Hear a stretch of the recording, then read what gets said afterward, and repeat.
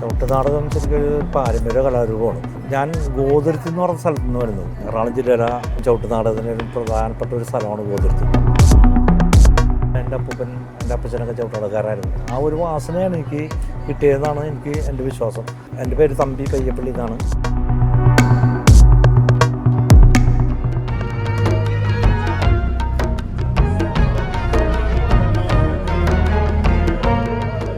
കറക്റ്റപ്പം time പറഞ്ഞു കൊടുക്കണോട്ടാ വേണ്ടാ.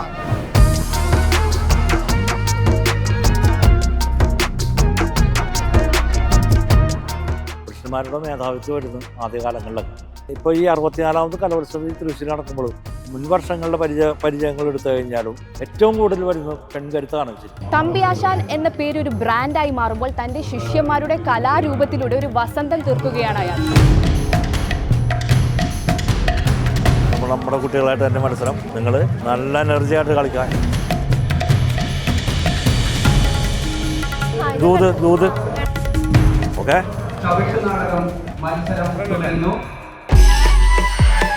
Thampi sir കേരളത്തിൽ ഇത്രയും വലിയൊരു ആളാണ് ഞങ്ങളെ പഠിപ്പിച്ചതെന്ന് പറയുമ്പോൾ ഒരുപാട് അഭിമാനമുണ്ട്.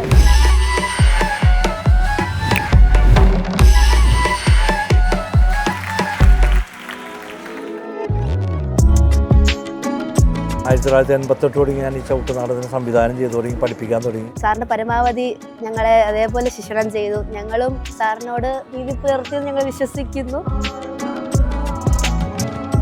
100-200 വർഷത്തിന് മുമ്പ് തന്നെ ചവിട്ടുനാടകം ഗോതിരത്തിലുണ്ടായെന്ന് പറയുന്നത്. 84 മുതൽ ഞാൻ ഈ ചവിട്ടുനാടക കലാരൂപത്തിലുണ്ട്. ഏകദേശം 42 വർഷത്തോളമായി. എത്ര കാലം നമ്മളൊക്കെ ജീവിച്ചിരിക്കും, ഞാനൊക്കെ ജീവിച്ചിരിക്കുന്നത് ആ കാലം വരെ തന്നെ ഈ കലാരൂപത്തിൻ്റെ ഒപ്പം തന്നെ ഉണ്ടാവും.